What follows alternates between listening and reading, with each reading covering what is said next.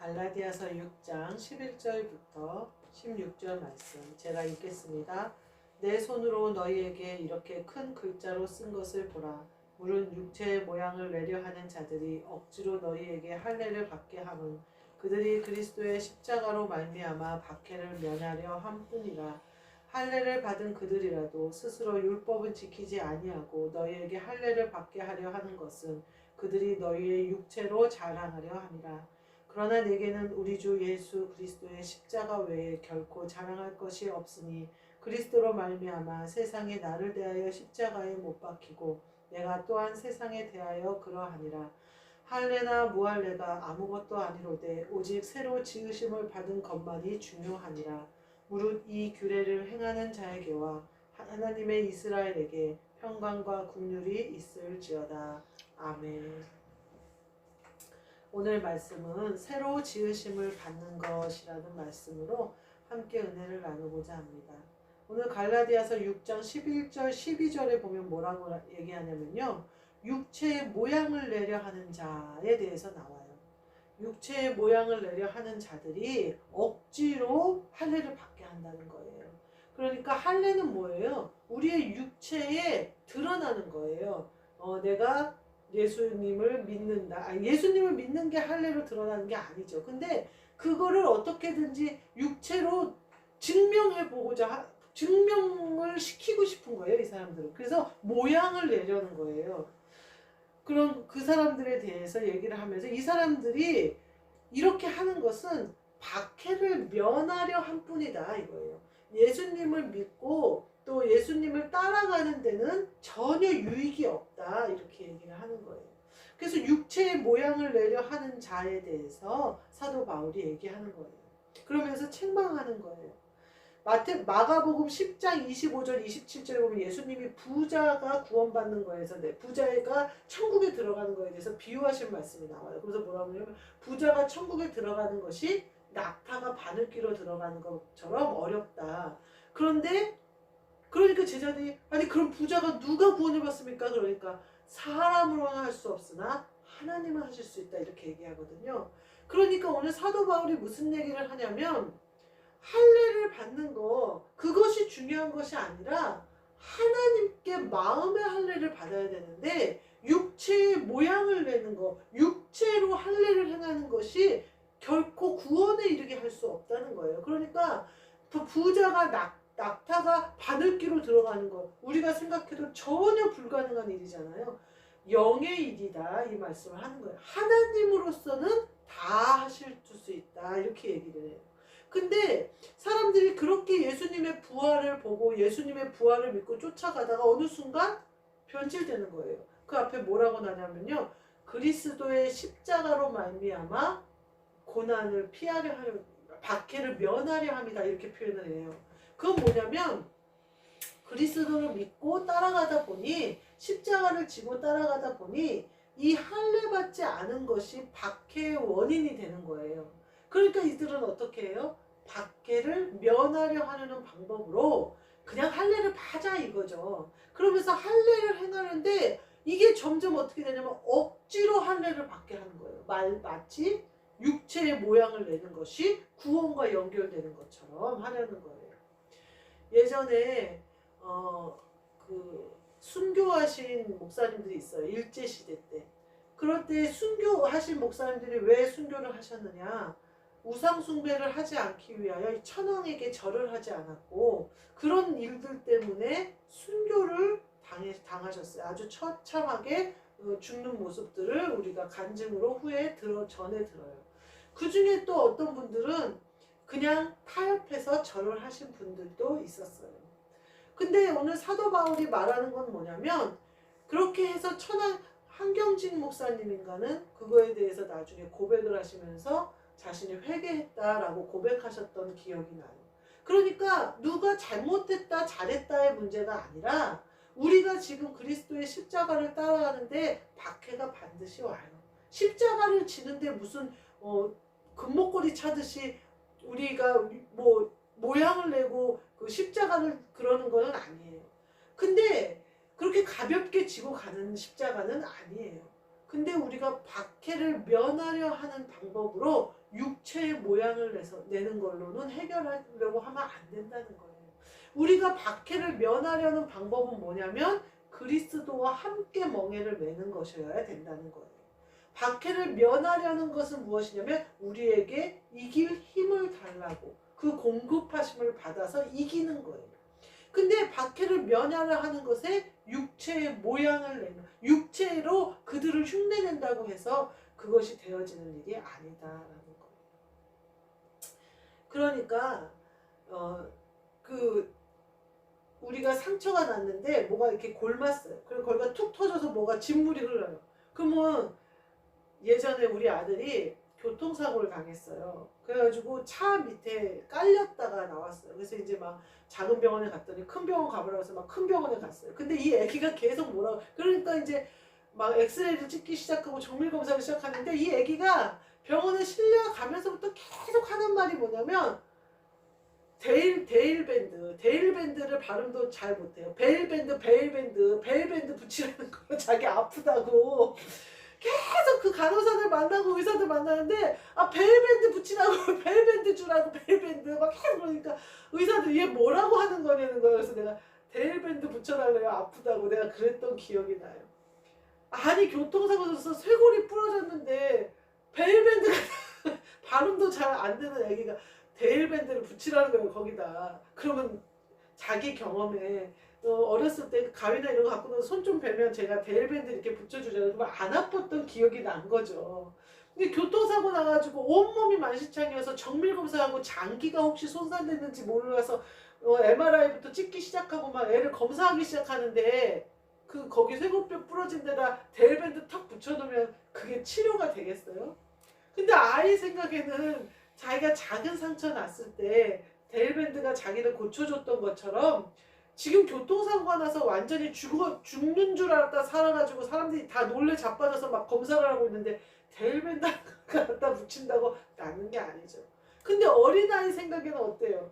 낫을 것 같죠? 데일밴드 붙이면 금방 아픈 게 가실 것 같은 거예요. 오늘도 그런 자들이 있어요. 육체의 모양을 각자 자기 믿음대로 하는 거예요. 순교할 믿음과 순교할 힘이 있으면 그렇게 하는 거고요. 내가 박해를 면해서 피해 가야 될 믿음이라면 어린아이의 믿음이라면 그렇게 가는 거예요. 그거를 누가 책망하고 누가 정죄하는 것이 아니에요. 근데 우리가 장성한 자가 되어졌다면 데일밴드 찾지 말고 나 검사 철저히 해서 조금이라도 장 안에 출혈이 있거나 하는 거 다 잡아주세요 라고 해야죠. 그리고 철저하게 나를 온전히 들여서 치료함을 받아야죠. 깨끗해져야죠. 종기가 났으면 꽉 짜서 아무리 아파도 이 악물고 참아서 꽉 짜서 뿌리까지 뽑아버려야지요.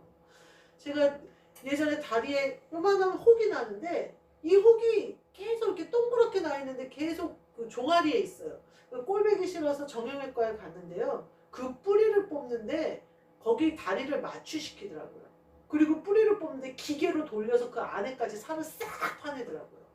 근데 흉터가 이상하게 안 지고 그것만 쏙 빠졌어요. 근데 뿌리가 얼마나 깊은지 몰라요. 저는 조그만 혹이니까 금방 그게 없어질 줄 알고 갔는데 거기 상처가 거의 한 달 동안 아물었던 것 같아요. 우리가요 속에 어떤 뿌리가 들어있을지 몰라요. 처음에는 믿음이 약해서 박해를 면하려고 그냥 했는데 나중에는 억지로 갔다가 다 할례를 받게 하는 점점 뿌리가 그것으로 내려버리잖아요. 예전에 십자군 운동도 마찬가지. 처음에는 주님의 복음을 전하려고 십자군이 움직였는데 나중에는 영토를 점령해가는 아주 잔인한 점령군이 돼버리잖아요. 쓴 뿌리가 뿌리 깊이 박혀버리잖아요. 그래서 우리가 타협하면 안 되는 거예요. 그래서 우리가 하면 안 되는 거예요. 우리가 뿌리가 완전히 제거되려면요. 십자가의 박해를 면하는 게 아니라 정면 돌파를 해야 되면요. 정면 돌파를 해야 돼요. 그리고 그것은 장성한 자들의 몫이에요. 사도 바울이 뭐라고 얘기하냐면요. 본인은 장성한 자가 되기 때문에 정면 돌파에 대해서 지금 얘기하고 있는 거예요. 또한 우리도 그와 같이 그리스도 예수의 복음을 따라가는 사람들이기 때문에 이 복음에 대해서 우리가 반드시 짚고 넘어가야 된다는 거예요. 박해를 면하려 해서 사람을 찾아가서 부탁할 수도 있어요. 누구를 찾아가면 좋을까? 어디로 가면 좋을까? 박해를 면하는 것이 문제가 아니에요. 우리가 그리스도를 쫓아가느냐 아니냐. 내가 장성한 자로서 영적으로 돌파를 하느냐. 하나님은 모든 것을 하나님은 하실 수 있다는 걸 내가 믿고 가느냐. 사람의 눈으로 봐서 절대 낙타가 바늘귀로는 못 들어간다고 얘기를 할 것이냐의 문제라는 거예요. 두 번째로 보면 13절에 뭐가 나오냐면요. 너희의 육체로 자랑하려 하리라 이렇게 얘기해요. 우리가 목사님들이 많이 만나시면요. 성도 수를 처음에 물어봐요. 근데 제가 보니까 마트에 가서 제가 일을 하는데 마트 직원들도 물어보더라고요. 교회가 성도가 몇 명, 아니 성도라고 표현하고 사람이 몇 명이 나와? 이걸 제일 먼저 물어보더라고요. 억지로 할례를 받게 해서 내 세를 넓히려는 거예요. 그래서 너희의 육체로 자랑하려. 난 누구도 할례를 받겠고 누구도 할례를 받겠고 누구도 할례를 자랑하려는 거라는 거예요. 그러면서 뭐라고 바울이 책망하냐면 스스로 율법을 지키지는 아니하고 율법도 지키지 아니하면서 너희에게는 할례를 받게 하려 한다. 이렇게 얘기를 해요. 누가복음 6장 40절에 보면요. 제자가 그 선생보다 높지 못하고 무릇 온전하게 된 자는 그 선생과 같으니라 그렇게 얘기해요. 우리가 예수님을 쫓아가는데요. 예수님과 같으면 우리는 최고로 열심히 잘한 거예요. 최고로 열심히. 선생보다 크지 못해요. 근데 이들이 육체의 할례를 받게 함으로 선생보다 마치 큰 자인 것처럼 자랑하려는 거예요. 나는 예수님이 하지 못한 일을 내가 한다 이거예요. 할례를 시킨다 이거예요. 사람들한테. 사도 바울이 뭐라고 하냐면 니네 스스로 율법도 지키지 않으면서 억지로 그렇게 한다는 거예요. 우리가요. 그리스도를 쫓아가는 장성한 자가 된 거는요. 온전히 이루어지는 완성이 아니에요. 제가 예전에 신앙생활을 할 때 성령을 받았어요. 그래서 하나님 앞에 충성스럽게 충성을 다해요. 교회 반주도 열심히 하고 반주자로서 노페이 받지 않고 일하고 또 그것이 당연하다고 생각하고 내 시간이나 내 물질을 드리는 것에 망설임이 없어요. 교회가 교육관을 짓는다 그러면 헌금을 하고 그리고 헌금을 더 하고 싶고 막 이렇게 충성스러웠어요. 그러니까 하나님이 어떻게 하시냐면 그 충성을 받아주세요. 그래서 하나님이 기뻐 받으시고 나에게는 더 큰 복으로 갚아주세요. 그러니까 우리가 이거죠. 손주들한테 너 그 먹는 빵 좀 할머니 좀 나눠줘봐. 그러면 손주가 그냥 얼른 와서 빵을 뚝 띄어서 나눠주면 할머니가 용돈을 꺼내주겠죠. 근데 할머니 밉다고 할머니는 우리 할머니 아니라고 할머니 외할머니니까 저리 가라고 우리 친할머니가 우리 할머니라고서 빵을 끝까지 안 주면 주고 싶던 마음이 쏙 들어가겠죠. 우리가 이와 같이 그리스도를 쫓아가는데 우리의 것을 드려야 돼요. 근데 우리가 은혜를 받잖아요. 성령을 받잖아요. 그러면 드리고 싶어져요. 그래서 내 빵을 하나님이 조금 달라고 그러는데 아유 다 드리고 싶어요. 그리고 다 드려요. 그럼 하나님이 너무 이뻐가지고 더 큰 복을 우리에게 주신단 말이에요. 근데 문제는 그때부터예요. 그러면 우리가 어떻게 생각하냐면요. 우리 안에 나를 통해서 역사하신 예수 그리스도는 잊어버리고 내가 무슨 하나님께 큰 복을 받아서 내가 무슨 뭔가를 해서 내가 그 복을 받은 줄 아는 거예요. 근데요, 성령님이 아니고서는요, 예배할 수도, 기도할 수도, 말씀을 읽을 수도 없어요. 그러니까 성령님이 내게 하게 하신 건데, 그 주권자가 누군지를 잊어버리는 거예요. 왜냐하면 복이 나한테 왔거든요. 그러니까 내가 한 줄 알아요. 그리고 내가 어쩌면 그렇게 믿음이 좋았을까? 역시 내가 믿음이 좋았지. 역시 내가 뭘 했지. 내가 역시 헌신을 잘했지. 내가 봉사를 했지. 그 중에 내가 한 것은 하나도 없어요. 그러니까 어떻게 되냐면요. 주인이 바뀌어버리는 거예요. 마음의 주인이. 저는요 예전에 어떻게 생각했냐면요. 마귀가 마음에 와서 나를 그렇게 변질시켰다고 생각했어요. 어떻게 된 거냐면요. 내 안에 있는 죄가 장성해서 마귀가 그 죄를 통해서 일할 수 있게 내가 문을 활짝 열어준 거예요. 도둑한테. 내가 강도한테 내 영의 문을 활짝 열어준 거예요. 그러니까 어떻게 돼요? 하나님으로 부터 받았던 내 영적인 복을 강도가 싹 훔쳐간 거예요. 기쁨도 훔쳐가고 능력도 훔쳐가고 감사도 훔쳐가고 내 안에 있던 모든 하나님이 주셨던 은혜의 선물을 강도가 싹 훔쳐간 거예요. 그 죄의 시작이 어디냐? 내가 했다는 생각이에요. 아, 참 나 대단해 라고 생각했던 거기서부터예요. 왜냐하면요, 우리가 그런 통로를 지나면요 신기하거든요. 내가 어떻게 그렇게 남편이 나를 구박하는데 그런 남편을 내가 사랑할 수 있었을까? 지금 같으면 상상도 못할 텐데 지금은 남편이 열심히 교회 다니고 열심히 돈 벌어다 주고 나를 사랑해 주니까 그때 내가 그때가 내가 어떻게 그때 그랬을까? 나 마치 내가 한 거 말이야. 그때 누가 하셨을까요? 예수님이 하셨어요. 예수님이 그 마음 주셨어요. 예수님이 그 힘 주셨어요.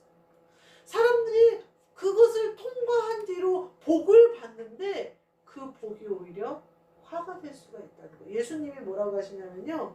너가 더 큰 죄를 짓지 않도록 조심해라. 이렇게 얘기해요. 또 뭐라고 얘기하시냐면요. 너가 선 줄 알았을 때 넘어질까 조심하라. 그래요. 우리가요. 넘어져 있으면요. 겸손해요.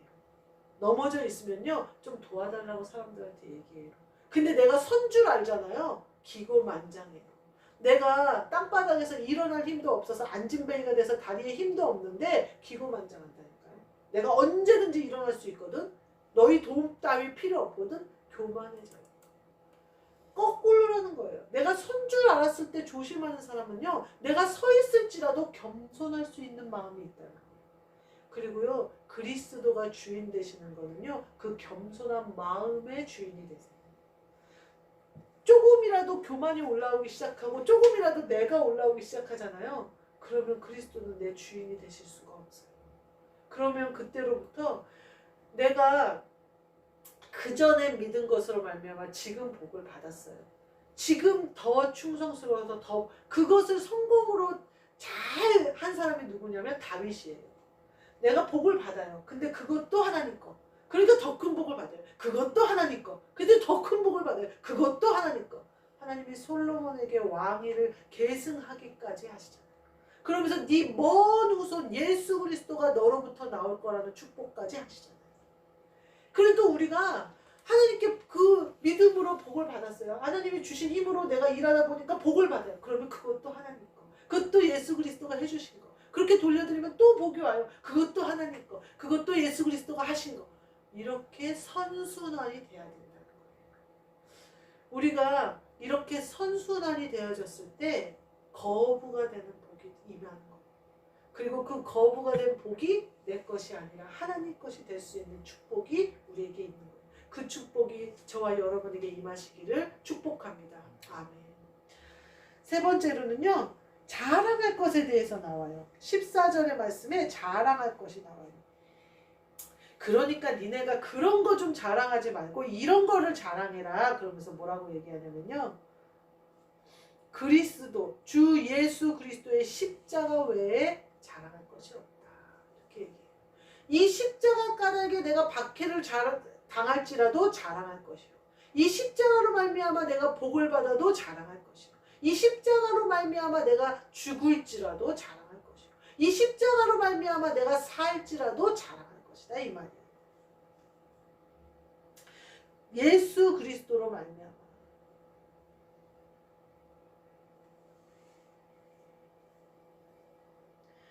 그 뒤에 뭐라고 하냐면요. 세상이 나를 대하여 십자가에 못 박히고 내가 세상을 대하여 그러하니라. 이렇게. 십자가에 못 박힌 건 뭐예요? 완전히 죽인 거예요. 완전히. 세상이 나를 완전히 죽인 거예요. 내가 세상을 완전히 죽인 거예요. 그 얘기는 뭐예요? 내가 세상에 속해서 살지 않겠다 소리예요. 나는 그리스도께 속해서 살겠다 이 소리예요. 영화에 보면요. 배우들이요 총을 맞고 막 엄청 얻어 터지고 막 맞는데도 안 죽어요. 근데 감독이 대본에서 죽으라는 사인이 있으면 사람이 스쳐 지나갔는데 딱 죽어요. 그리고 그 사람이 이제 영화 촬영 끝났어요. 컷하면 어떻게 돼요? 살아나요. 죽은 척을 했기 때문에. 죽은 척을 하느냐 죽은 거냐는 완전히 달라요. 영화 속에서 그 사람이 왕의 역할을 했어요. 영화 딱 끝나요. 그 사람이 왕이에요? 나와서도 자기가 대통령이라고 자기가 재벌 역할을 했어요. 나와서도 자기가 재벌인 줄 알아요? 끝이에요. 영화 컷하면 끝이에요. 우리가요 사는 삶이 이렇게 죽은 척을 영화 같은 그냥 그림자의 삶이에요. 우리는 여기서의 삶이 끝이 아니라는 거예요. 누가 막 우리가 종이컵에다가 그 회사에서 커피를 타 먹거든요. 근데 이제 대표님이 오셨어요. 그러더니 커피를 거기다 타 드시면 빨리 마시래요. 왜요? 그랬더니 이게 안에가 종이컵이니까 종인 줄 아시는데 미세한 플라스틱으로 코팅을 해놓은 거라는 거예요. 그래서 커피를 오래 놔두면 그 플라스틱이 다 녹는다는 거예요. 그래서 우리가 먹는데 그 미세 플라스틱은 몸 밖으로 배출이 안 된대요. 제가 옛날엔 대표님이 저렇게까지 건강에 저러지 않았는데 이상하네? 그냥 그랬어요. 물론 미세 플라스틱이 들어올 거예요. 그것만 들어오겠어요? 비닐봉지에다가 숱한 거 다 집어넣다가 먹는데 얼마나 많은 게 들어오겠어요, 우리 몸에. 근데요, 우리가 목숨이 살아있는 한은요, 그것이 우리의 육체를 지배하지 못해요. 그것으로 우리에게 어떤 병이 되지 못해요. 병은 어디서 시작하냐면요, 마음에서 시작해요. 내가 마음이 실족하거나 스트레스로 극도의 힘이 들거나 정신적으로 마음적으로 병들기 시작하면 육체를 컨트롤할 능력을 잃어요. 그러면 육체가 병이 드는 거예요. 우리 몸속에 암세포가 있대잖아요. 많이 있대잖아요. 근데 건강한 사람은 어떻대요? 그 세포가 금방 생겼다 사라지고 생겼다 사라지고 이런대요. 미세 플라스틱만 있겠어요, 우리 몸속에? 좋은 세균도 있을 것이고 나쁜 세균도 있을 것이고 암도 있을 것이고 암을 치료하는 세포도 있을 것이고 백혈구도 있을 것이고 적혈구 우리가 알 수 없는 엄청난 세포로 이루어진 게 우리 몸이에요. 문제는 뭐냐면요, 내가 살아있느냐 죽었느냐 하는 거예요. 내가 살아있는 한은요 내 몸은 안 썩어요. 내가 살아있는 한은요 내 몸은 내가 원하는 대로 움직여요. 근데 내가 죽으면 몸이 썩어요. 마음이 죽은 사람 어떻게 돼요? 우울한 사람 마음이 방바닥에 붙어서 안 일어나요. 잠을 하루에 열몇 시간씩 자요. 뇌사 상태에 빠진 사람 누워있어요. 몸을 움직일 수 없어요. 뇌가 죽었어요. 마음이 죽은 사람도 마찬가지예요. 죽은 사람은요 몸이 내 맘대로 안 돼요. 마음이 너무 극도의 스트레스로 마음에 큰 상처를 입었다. 그럼 몸에 큰 병이 생기는 거예요. 근데요 살아있는 자는요 계속해서 새 피가 공급돼요. 새 피가 만들어져요. 계속해서 새로운 세포가 만들어져요. 그러니까 어때요? 그전 낡은 세포들은 떨어져 나가요. 우리 몸이 전체 세포가 새롭게 만들어지는 게 무슨 며칠이 걸린대요. 그럼 우리는 어떻다는 거예요? 며칠 만에 새 몸으로 사는 거예요. 항상. 우리가 이것을 명심해야 돼요. 우리의 자랑할 것은 주 예수 그리스도의 십자가인데 이 주 예수 그리스도의 십자가는 항상 새로운 거예요. 오늘이에요. 오늘 이 예배는 우리에게 첫 예배예요. 우리 4월 16일 이 예배는 첫 예배예요. 그리자 마지막 예배예요. 다시는 오지 못하는 예배예요. 우리가 드리는 기도는요 항상 첫 기도예요. 오늘은 새날이기 때문에 오늘이 어제와 같은 날 아니잖아요. 내일 올 그날도 아니잖아요. 오늘은 그냥 오늘이에요. 그래서 우리의 모든 것은 처음이에요. 예배도 처음, 기도도 처음, 말씀도 오늘 내가 읽는 이 말씀은 내가 갈라디아서를 한 100독은 했을걸요. 그래도 오늘 내가 읽는 이 말씀은 처음 내가 본 말씀이에요. 처음 내가 읽은 말씀이에요. 오늘 내가 이 말씀 여러 번 읽지 않았잖아요. 오늘 처음 내게 주신 말씀이에요.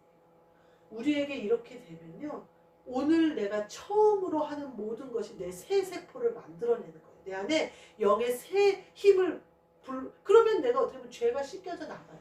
옛날 세포는 떨어져 나가요. 악한 생각은 떨어져 나가요. 악한 마음은 떨어져 나가요. 그러면서 나는 늘 새 사람이 되는 거예요. 이렇게 우리가 새 세포로 만들어져서 새 사람이 되는 것이 주 예수 그리스도의 십자가로 자랑하는 거예요. 오늘 내가 그걸로 자랑해서 하나님 아버지의 기쁨이 되어졌어요. 내일이 왔어요. 내일도 오늘이에요. 첫날, 첫 시간, 첫 호흡, 처음이에요. 내가 예수 그리스도를 처음 사랑한 그 사랑으로 예수 그리스도를 사랑하는 거예요. 그래서 또 예수 그리스도와 연합하여 하루를 사는 거예요. 그러면 내게 새 세포가 또 만들어지는 거예요. 우리에게는 오늘 외에는 없어요. 그러면 어떻게 되냐면요. 내가 했다는 그 교만함이 사라져요. 왜요? 어제는 끝났으니까. 어제는 저녁이 됨으로써 끝났어요.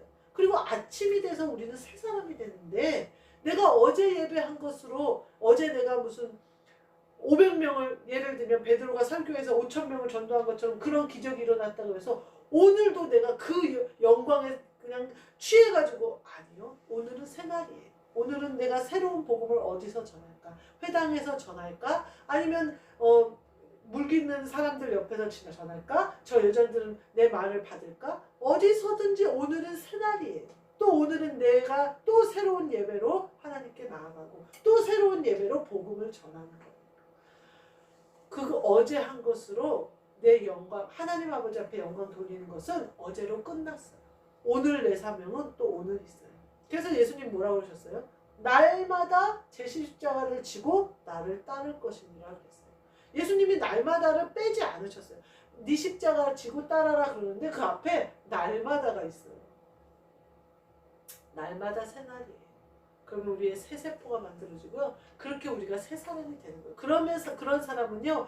내가 사는 것이 아니라 그리스도로 사는 거죠. 마지막 네 번째에 그게 나와요. 새로 지으심을 받는 것만이 중요하다. 새로 지으심을 받는 것. 이게 제가 앞에 말한 이게 새로 지으심을 받는 거예요. 사도 바울은 뭐라고 표현하냐면요. 할래나 무할래나 아무것도 아니라는 그 육체의 모양을 내는 건 아무것도 아니라는 거예요. 그것으로 니네가 어제 뭐 새벽 예배 1,000번째 그것이 아니야. 네가 20대 때 뭐 건축 헌금을 얼마 그게 아니라는 거예요. 할래나 무할래나 아무 의미가 없다는 거예요. 네가 20대 때 목숨을 거는 선교지에 가서 선교를 했느냐? 이미 지나갔다는 거예요. 오늘 지금 내가 무엇을 하느냐 이거예요. 그러면서 뭐라고 하냐면요. 이 규례를 행하는 자 할래나 무할래나 아무것도 아니고 유익이 아니고 뭐 이렇게 그리스도 예수의 주 예수 그리스도의 복음의 규례를 행하는 자나 하나님의 이스라엘이나 평강과 긍휼을 받은 그 얘기는 뭐냐면 장성한 자나 어린아이나 평강과 긍휼이 너에게 임하기를 내가 기도한다 이렇게 얘기해요. 그래서 사도 바울은 누구를 책망하는 것이 아니라 자기는 좀 이렇게 모든 사람이 장성한 자가 되어졌으면 좋겠다 이렇게 얘기하는 거예요. 갈라디아서 2장 20절에 뭐가 나오냐면요. 내가 그리스도와 함께 십자가에 못 박혔나니 그런즉 이제는 내가 사는 것이 아니오 오직 내 안에 그리스도께서 사시는 것이라. 이제 내가 육체 가운데 사는 것은 나를 사랑하사 나를 위하여 자기 자신을 버리신 하나님의 아들을 믿는 믿음 안에서 사는 것이다. 내가 이제 살고 있는데 내가 사는 게 아니라 그리스도께서 사신다.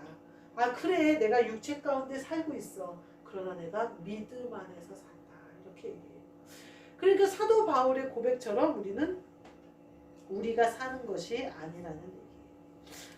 예전에 제가 집을 갖고 있고 뭐 이제 여러 가지 재산이 있을 때 그것이 우리의 주인 역할을 하지 않았나 제가 그 생각이 들어요. 지금은 세상 마음이 편해요. 잠언에 보면 가난한 자들은 걱정할 게 없다고 그런 말처럼 마음에 근심이 없어요. 근데 제가 그 큰 집을 산 친구를 보는데 집이 주인이에요. 그 집을 갈고 닦고 집을 청소하느라고 엘보가 나갔대요. 그래서 MRI 찍으러 입원한다고 그러더라고요. 집을 편리하려고 사는 게 아니라 걔네가 정원도 만들었거든요. 돌을 갖다가 이렇게 한쪽으로 쌓고 뭐 어쩌고저쩌고 하면서 막 신나가지고 그렇게 하더니 엘보가 나갔대요. 그래서 엘보 때문에 칫솔질도 못한대요. 팔꿈치가 아파서. 그래갖고 MRI 찍는다고 그러는 거예요. 그래서 제가 야 집이 주인이냐 네가 주인이냐 그랬다니까요.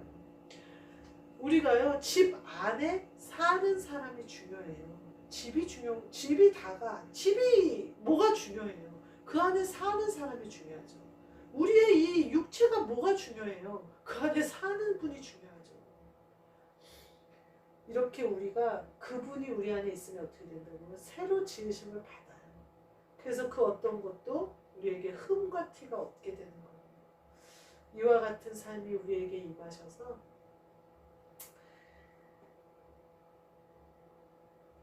우리가 새로 지으심을 받으시는 저와 여러분이 되시기를 주님의 이름으로 축복합니다. 아멘. 기도하겠습니다.